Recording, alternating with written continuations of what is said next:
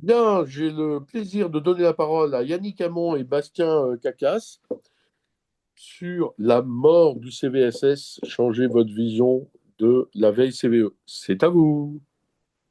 Bonjour à tous. Donc oui, effectivement, aujourd'hui, on va parler de veille en vulnérabilité et plus précisément veille en CVE. Juste un petit mot sur nous, moi et Yannick. Donc, on fait partie de la société Sirène, qui est une plateforme de veille en vulnérabilité. On était anciennement membre, collaborateur du cabinet XMCO euh, pendant de nombreuses années. Et puis, on était aussi des anciens de l'ESIA où on aurait dû aujourd'hui faire cette présentation. Donc, pas la même promo, mais des promos différentes. Et dans le cadre de nos précédentes activités de sécurité offensive, mais aussi défensive, on a fait pas mal de veilles, et pas mal de veilles à la main, notamment. Donc, on va rapidement en fait vous présenter le constat du monde de la CVE d'aujourd'hui, en 2026, quelle est la problématique. On vous présentera les méthodes existantes pour qualifier les vulnérabilités dans les entreprises qu'on rencontre. Ensuite, on verra nos réflexions, nos idées pour améliorer cette qualification et surtout la rendre plus rapide, et vous allez voir pourquoi. Et après, on a aussi quelques prospectives pour aller plus loin, notamment sur des vulnérabilités non répertoriées. Hmm. Yannick, je te laisse la main sur le constat. Merci beaucoup, Bastien. Bon, le constat va être assez rapide parce que je pense que vous êtes un public assez qui suit un peu l'actualité. On va juste planter le décor pour être aligné et qu'on parle tous de la même chose. Donc brièvement, on a, vous avez dû le voir sur les différents réseaux ou même si vous suivez un peu l'actualité, on a une explosion du nombre de vulnérabilités. Alors, en fait, ça croît tous les ans. L'année dernière, on était autour de 49 000. Là, depuis le début d'année, sur les 5 premiers mois, on est autour des 30 000, enfin 29 000 exactement. On n'a plus trop un problème de suivi parce que bon, il y a énormément d'outils, énormément d'informations qui circulent. En fait, le vrai sujet qu'on va avoir aujourd'hui, ça va être de comment on peut prioriser les actions qui en découlent. Parce que plus on a un nombre de vulnérabilités, on va pas forcément pouvoir tout patcher, on va pas pouvoir, enfin, tout patcher en même temps ou en urgence. Et donc, l'idée, c'est d'avoir des clés pour pouvoir s'organiser. Encore, c'est toujours la même chose, s'organiser pour pouvoir prioriser les actions. Et pourquoi c'est important de s'organiser pour prioriser? On va toujours dans le constat, on va prendre un peu de recul. C'est toujours les mêmes données, hein, le nombre de vulnérabilités. On a rajouté une métrique qui est le taux d'exploitation. C'est une métrique qu'on a calculée à partir de différentes sources, qu'on pourra détailler si besoin, mais que ce soit le catalogue KEF du CISA, que ce soit des services Shadow Server, enfin, différents services du Circle ou autres. Enfin, vous avez toutes les sources sur le document. Si on prend un peu de recul, on se rend compte que même si le nombre de vulnérabilités augmente, avec une courbe qui n'est pas forcément linéaire, en termes d'exploitation, on est toujours entre 1 et 2%. Et finalement, si on applique à sa stack technique, c'est-à-dire qu'en gros, si on prend au niveau des entreprises l'ensemble des logiciels ou des solutions IT qu'on utilise, ça représente moins d'1% des vulnérabilités qui sont réellement, on va dire, qui souffrent d'une vulnérabilité qui est réellement exploitée dans des campagnes d'attaque ou qui sont réellement critiques. Et c'est ces vulnérabilités-là, ce petit pourcentage, peu importe le nombre, c'est ce petit pourcentage-là qui est important d'identifier. Sauf que bah, plus le nombre augmente et plus il est compliqué. Parce que c'est celui-là qui va nécessiter des actions en urgence. L'idée n'est pas de remplacer les processus qui tournent très bien dans les entreprises pour tout ce qui est maintien en conditions opérationnelles ou en conditions de sécurité avec du patch management régulièrement. Mais de temps en temps, parfois, bah, il y a une vulne qui sort qui fait mal. Et celle-là, il faut l'identifier très vite pour pouvoir la corriger. Le, le dernier point qu'on voulait partager avec vous, alors c'est un slide, c'est une capture qui vient du site Zero Declock qui a fait couler quand même beaucoup d'encre. Alors l'idée n'est pas forcément de discuter, enfin de débattre sur est-ce qu'on met aujourd'hui moins de 24 heures pour exploiter une vulnérabilité lorsqu'elle sort. C'est plus pour illustrer un peu la tendance peu importe que ce soit en heures ou en jours, autant il y a quelques années, il nous fallait plusieurs mois, voire des années, avant d'exploiter une vulnérabilité un peu velue. Aujourd'hui, on a des outils qui permettent d'aller beaucoup plus vite. Et donc, par rapport à l'enjeu on évoquait au départ, le réel enjeu, ça va être le temps moyen pour pouvoir remédier, et il devient de plus en plus critique. Et donc, quand on a une vulnérabilité qui peut faire très mal parce qu'on a un assiette qui est exposé sur Internet, avec un code d'exploitation ou même qui est juste exploité en masse par des groupes d'attaquants, bah, il va falloir être assez réactif pour identifier cette faille-là pour pouvoir la corriger rapidement en dehors des cycles de patch management courts. Par rapport à ce constat-là qu'on a fait avec Bastien, on a essayé de faire, on a fait le tour un peu des solutions qui existaient. Alors, on a fait le tour depuis une vingtaine d'années pour ma part, mais on le faisait à la main, comme le disait un peu Bastien, parce que c'est important justement de se maintenir à jour, savoir quels sont, même d'un côté offensif, on a dépassé de pen tester, c'était intéressant de savoir à quelle vulnérabilité permettait d'exposer de codes d'exploitation ou pouvait permettre vraiment de faire très mal, enfin d'aller très loin dans le scénario d'intrusion. Donc on a toujours fait cette veille-là et on a essayé en fait différentes méthodes pour pouvoir qualifier un peu tout ça. Alors, quand on en discute, naturellement, tout le monde nous dit, mais c'est très simple. Tu prends le score CVSS qui est attaché à toutes les vulnérabilités et tu prends tous les CVSS supérieurs à 7 et tu es tranquille. Alors, c'était peut-être vrai avant. Aujourd'hui, ça ne l'est plus. C'est-à-dire que si on se focalise exclusivement sur l'année dernière, 2025, on a presque la moitié des vulnérabilités qui avaient un score CVSS supérieur à 7. Donc ce critère-là, il est plus, enfin, il est plus tangible pour pouvoir dire, pour pouvoir prioriser réellement. On a un effet de masse en fait qui est trop important. Le- Si on prend encore un peu de recul, donc ce graphe, le graphe que vous voyez illustre, alors c'est de la semaine dernière, hein, c'est une fenêtre, un graphe sur 7 jours. Et vous avez en fait le nombre de vulnérabilités qui sont publiées tous les jours, donc en ordonnée, hein. Donc parfois ça peut être plus de 700, là le 28 c'était 547. Et dès que vous voyez un point rouge, c'est qu'il y a une vulnérabilité critique, c'est-à-dire un score CVSS supérieur ou égal à 9, qui est publié. Donc on est dans une dynamique aujourd'hui où tous les jours il y a des nouvelles vulnérabilités, et tous les jours il y a des vulnérabilités critiques, en se basant exclusivement sur le score CVSS. Donc, c'est une méthode à l'ancienne qui a pu faire ses preuves par le passé, mais qui nécessite en fait d'évoluer aujourd'hui. Dans, dans- ah oui, c'est un point que j'avais oublié. Euh, L'autre pendant et l'autre travers qu'on a identifié avec ce score, c'est que le score CVSS, pour ceux qui ne le savent pas, c'est une formule, enfin, il y a une calculatrice avec différentes métriques qui permettent justement de calculer ce score-là. Ce qui laisse la place un peu à l'interprétation. Donc, en fonction de l'organisme qui va faire cette évaluation, on peut avoir des scores différents parce qu'on peut avoir des visions différentes.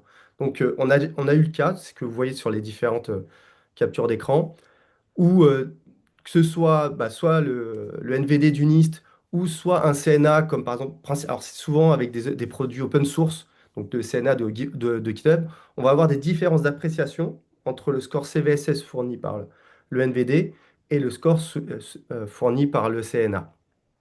Donc au final, à partir du moment où on n'arrive pas à s'accorder sur un score et qu'on peut avoir des visions différentes, ça crée des problèmes d'interprétation derrière.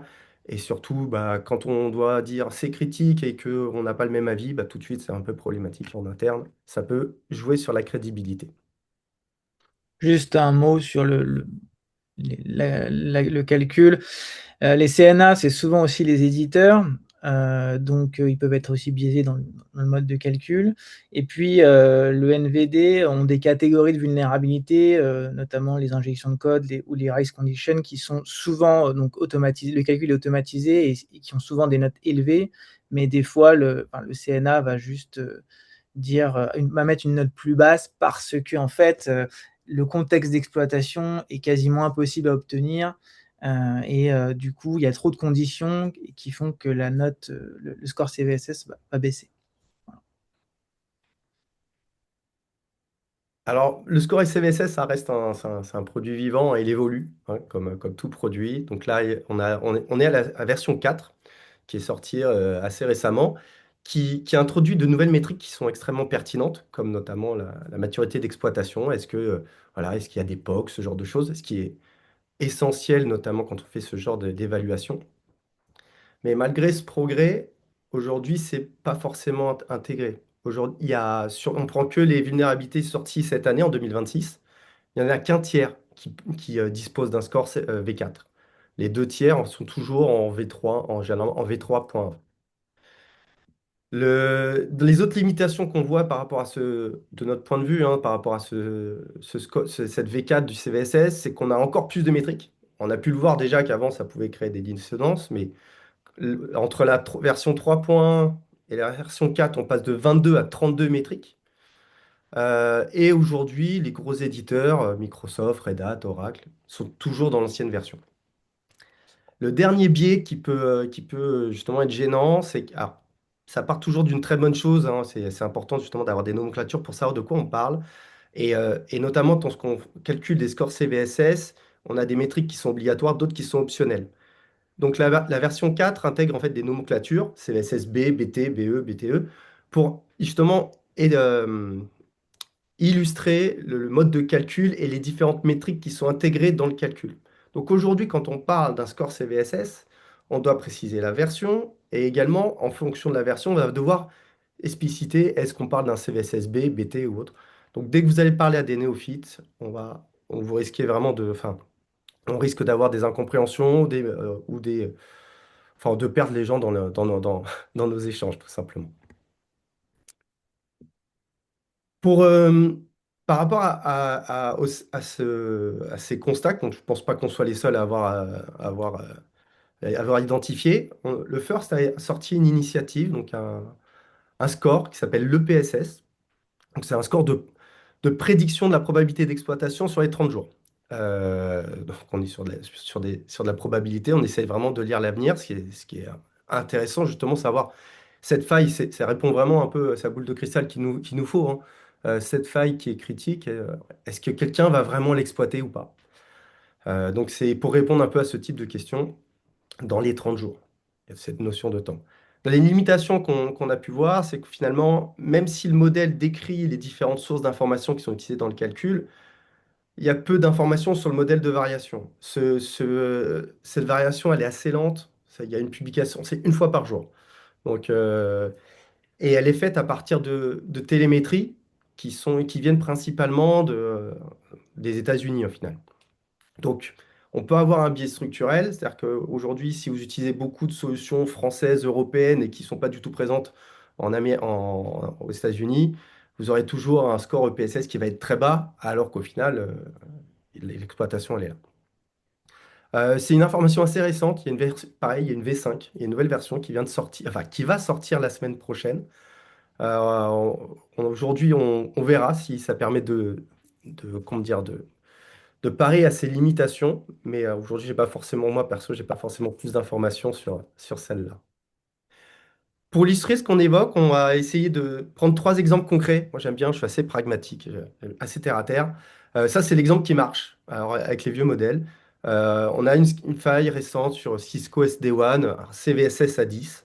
Alors, c'est assez rare, un CVSS à 10, et généralement, cette information suffit pour dire que c'est très grave, surtout sur ce type d'équipement. Vous avez la timeline où on peut voir que le score EPSS, hein, l'indice de prédiction, va évoluer et il va lui falloir presque une semaine pour atteindre sa note maximale qui est autour de 85%, qui est très grave. Donc ça fonctionne.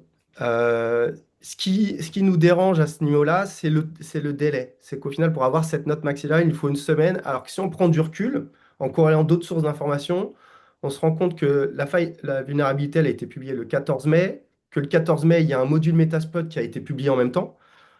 Donc on parle pas d'un POC, d'une preuve de concept obscure sur GitHub, hein, on parle d'un module Metasploit dans un kit d'exploitation clé en main qui fait le café. Et ce même jour-là, le CISA a ajouté cette vulnérabilité au catalogue Kev pour indiquer que cette vulnérabilité était activement exploitée. Donc entre le CVSS à 10, l'ajout au kev, le module Metasploit, bon, on n'a pas forcément besoin d'une formule de calcul très élevée pour savoir que ça va être très grave, alors que finalement, à J plus 1, ce score EPSS était encore à 1,56%, qui était très très très bas. Donc on a ce délai qui est lié à cette télémétrie, mais qui peut biaiser un peu l'analyse, enfin, ou disons, perdre du temps dans la réactivité. Un autre exemple sur du Drupal, enfin, toujours, c'est une vulnérabilité qui est assez récente, donc là, il y a 2 semaines. Au maximum, on est monté à 35%, mais ce qu'on peut voir dans cette timeline, c'est qu'on a un score qui monte et qui va descendre. Alors encore une fois, on n'a pas forcément les informations de cette variation. Le, l'algorithme prend en compte le fait que on part du principe que les entreprises vont patcher, parce que donc finalement on se dit que la probabilité que ça soit exploité, elle va diminuer dans le temps. On n'a pas forcément l'information, mais même au maximum, on est à 35%, alors qu'encore une fois, si on corrèle d'autres informations, la faille est sortie le 20. Le lendemain, on a une preuve de concept sur GitHub. Et sur le lendemain, on a l'information au niveau du kev, comme quoi elle est exploitée. Donc, on a d'autres éléments qui permettent d'être encore plus, comment dire, qui permettent d'aller plus vite pour pouvoir prendre cette décision-là. Et encore une fois, le fait que ce score soit vivant et qu'il monte et qu'il puisse descendre, en fonction des processus des entreprises ou lorsqu'on va pouvoir, on se dit c'est urgent, il faut sortir du cycle normal de patch management et il faut patcher en urgence ce soir. Par exemple, en utilisant cet indicateur, le PSS, euh, 2 jours après, ce score peut descendre. Et donc, ça peut permettre de laisser le doute dans les équipes en disant, mais on pensait que c'était urgent, maintenant le score descend, donc est-ce que l'urgence est toujours là ou pas? Ça prête toujours à confusion et ça peut desservir finalement le processus de l'entreprise. Et le dernier exemple qui est encore similaire, Palo Alto, mais donc les Palo Alto sont des équipements de surface qui sont exposés aussi également sur Internet. Là, on a un score qui ne monte pas très haut. Alors, il a commencé à 14, autour de 14%.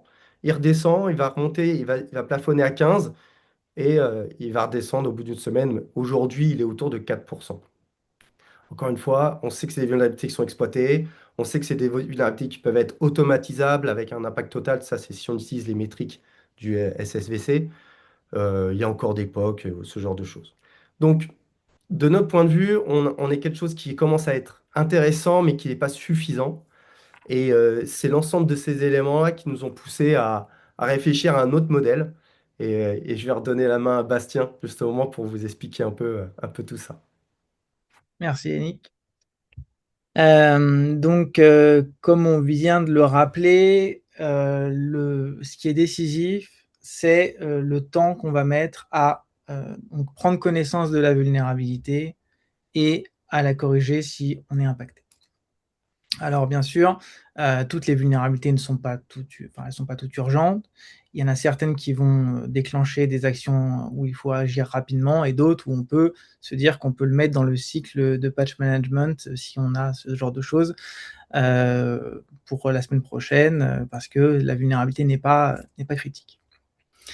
Nos idées, c'est que en fait, il y a trois piliers fondamentaux. Le premier, c'est de collecter le maximum d'informations qu'on peut avoir sur une CVE. On a la chance d'avoir un ID unique où qu'on peut en fait enrichir parce qu'aujourd'hui, il y a énormément de flux d'informations. On a parlé de juste là du NVD, du MITRE pour le CVSS et puis le FIRST pour le PSS. Mais aujourd'hui, vous avez des POC sur GitHub, vous avez des programmes de bug bounty qui référencent des CVE, vous avez des certs étatiques ou privés ou qui ont aussi des alertes sur des CVE. Et aussi, les réseaux sociaux font partie de l'écosystème aujourd'hui, des CVE qu'on discute, qu'on commente, etc. Et donc, toutes ces informations, on peut en fait les réunir derrière un numéro de CVE et ensuite, on peut faire une qualification automatique en temps réel parce que vraiment aujourd'hui, c'est soit de l'API, soit du Git, soit du CSV, mais c'est des sources d'informations qu'on peut facilement ingérer. Et cette qualification, elle passe forcément par un score, parce que si on veut prioriser, si on veut trier les vulnérabilités, il n'y a qu'un score qui nous permet de le faire rapidement. Et ce score, en fait, il a vocation à être unique et universel pour pouvoir comparer les CVE entre elles et pour pouvoir le mettre dans une analyse de risque. L'analyse de risque, celle-ci, elle va rester propre à l'entreprise, propre au contexte de l'entreprise. On ne peut pas faire une analyse de risque universelle pour toutes les entreprises, ça ne marche pas. En fonction, par exemple, si l'équipement est exposé sur Internet, si l'application est interne, externe, est-ce qu'on a des obligations réglementaires, est-ce que l'application héberge des données critiques pour notre business. Ça, il n'y a qu'une analyse de risque qui permet de le déterminer. Si vous avez assisté à la conférence de clôture du STIC la semaine dernière, il y a Renaud Deraison qui a donné une petite anecdote sur justement, en fait, c'était Goldman Sachs, il me semble, qui considérait comme critique les iPads qui sont devant les salles de réunion pour qu'ils vous donnent le programme des réunions de la salle. Parce qu'en fait, pour eux, c'était critique parce que les personnes qui venaient signer des deals dans leurs locaux, donc des deals à des millions, voire des milliards de dollars, s'ils voyaient un iPad qui est affecté par un malware qui affiche quelque chose de malveillant, une tête de mort ou what else, pour eux, ça aurait impacté la confiance du client envers la banque, et pour eux, c'était dramatique. Alors que d'autres analyses de risque dans d'autres entreprises auraient dit, bon, l'iPad à côté de la salle de réunion, c'est pas un asset très sensible. Donc voilà. Anecdote refermée. Est-ce que tu peux passer à la slide d'après? Ouais. Sur les différentes sources aujourd'hui qu'on peut agréger. On a d'une part les sources qu'on va classer comme officielles. Alors bien sûr, il y a la base du MITRE, la base CVE, mais on a également le NVD, le CISA KEV, donc pour les vulnérabilités exploitées, le CISA Vulnerachment pour les enrichissements de vulnérabilités, on a les NISA, on a le FIRST, on a les CERT gouvernementaux, notamment le CERT-FR, qui émet des alertes. On a tout un tas de sources officielles qu'on peut agréger. Ensuite, on va avoir tout ce qui est POC et exploit. Là, on a GitHub, on a les kits d'exploitation comme Nuclei, comme Metasploit, ou ExploitDB, ou des plateformes de bug bounty. Donc ça, c'est un signal assez fort. Et puis, le troisième volet, ce sont les réseaux sociaux ou les fils de discussion. Là, ça peut être très bien Infoxet Exchange, ça peut très bien être Blue Sky, X, Reddit, Telegram, Mastodon, The Hacker News, voilà. En fait, ça permet d'avoir le niveau de trending, un peu la tendance un petit peu, de mesurer la tendance sur la CVE. Si elle est beaucoup discutée, c'est qu'elle suscite une attention particulière. Et ça permet d'avoir un peu la popularité un peu de la CVE. Ce qu'on n'a pas avec un scoring brut, voilà, c'est compliqué. Un scoring CVSS ne va jamais donner la popularité du produit. Et après, derrière, du coup, on met ça un petit peu dans un entonnoir et on va essayer de récupérer des métriques dans chaque source pour finalement en faire un score. Alors ça, c'est une méthode de calcul qu'on expose ici qui est un petit peu arbitraire. Il peut y avoir des méthodes de calcul légèrement différentes, mais voici un peu notre idée, la tendance. On a des composantes. Exploitation active, kit d'exploitation, réseaux sociaux, informations diverses, malware, groupe d'attaquants, etc. On va leur mettre donc une note maximale dans chaque composante. Et ensuite, en fait, on va additionner toutes ces composantes et le multiplier par le nombre de fois où les CVE apparaissent dans chaque composante pour avoir une synergie. Et ça permettra en fait d'avoir à peu près un scoring sur 100 avec une compression pour éviter de dépasser 100 justement. Et puis après, on peut avoir un système de bonus ou de valeur plancher. Par exemple, imaginons le CVSS 10, comme Yannick en parlait tout à l'heure. CVSS 10, ça n'arrive pas si souvent que ça. On peut considérer que le CVSS 10, on peut avoir une note de 60 minimum sur 100. Je pense que c'est assez raisonnable. Le CISAQEV, pareil, on peut dire que si elle est listée au CISAQEV, c'est peut-être que quand même elle suscite l'intérêt, donc on va lui mettre aussi une note minimale de 60. Et en fait, toutes ces composantes, on voit qu'il y a très peu de CVE qui sont impactés par ces composantes finalement. L'exploitation active, en 2025, donc sur 49 000 vulnérabilités, on est à 1,2%. Donc on est à moins de 500 vulnérabilités qui sont exploitées sur Internet. Les kits d'exploitation, il y en a un petit peu plus, 22%. Et par exemple, les vulnérabilités dont on parle sur les réseaux, alors les sources que nous, on a agrégées, en tout cas, il n'y en a que 8,4% dont on parle plus de 5 fois. Donc le numéro de CVE apparaît plus de 5 fois. Et pareil, par exemple, pour le ransomware, on est à 0,3%, donc une CVE exploitée dans un ransomware. Et les alertes du CERT-FR, on est aussi à 0,3%. Donc, on voit qu'en fait, tout le bruit des 49 000 CVE, finalement, il est drastiquement réduit à très peu de vulnérabilités à regarder de façon, on va dire, urgente. On est à 5,4 qui vont dépasser 60 sur 100 et on est à 1,6 qui vont dépasser 80. Donc, c'est beaucoup, beaucoup moins que le nombre de CVE réels. Alors là, c'est un petit exemple de comment une note peut évoluer en fonction du flux d'informations qu'on peut récupérer. Alors évidemment, les sources qu'on a citées, le jour J, elles ne sont pas forcément toutes disponibles. Il y en a, donc en fait, là où le PSS fait de la prédiction, nous, en fait, la méthode de calcul, c'est du factuel. C'est-à-dire que voilà, dès qu'elle est référencée quelque part, ça augmente la note. Et alors, du coup, par exemple, pour la Drupal qui est sortie le 20 mai dernier, on va avoir une note qui va rapidement monter. Donc, on est à 60 sur 100 à 24 heures après, et on va être à 80 sur 100 quasiment 48 heures après. Là où sur le PSS, il me semble, le graphique est petit, mais grosso modo, on était 48 heures après, on était autour de, je sais pas, un peu moins de 15%. Donc voilà. Après, la progression est linéaire sur la méthode de calcul, elle ne redescend pas, parce qu'une fois que une fois qu'une CVE est référencée dans une base, c'est fait comme acquis, donc elle sera toujours considérée comme critique dans le temps. Et là, on a un deuxième exemple sur la Palo Alto aussi qui est sorti début mai.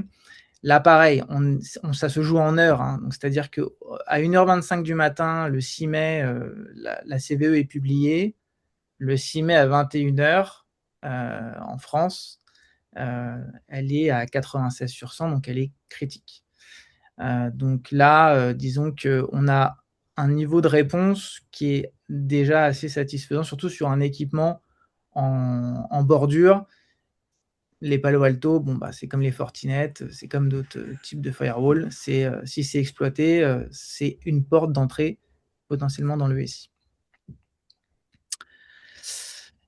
Et du coup, qu'est-ce qu'on peut faire d'autre aussi, en plus de l'agrégation de toutes ces informations autour de la CVE, pour avoir un petit peu plus facilement de signaux faibles? Parce que, comme vous l'avez compris, hein, les signaux faibles permettent d'anticiper au mieux et de répondre le plus rapidement possible. On a la problématique du numéro de CVE. Il y a effectivement des vulnérabilités qui n'ont pas encore de numéro de CVE. On peut en parler dans des différents articles de presse, conférences, réseaux sociaux. D'ailleurs, les éditeurs, des fois, ils publient des security updates pour leurs produits sans numéro de CVE. Et le numéro de CVE apparaît des fois le lendemain, le surlendemain, voire quelques jours après.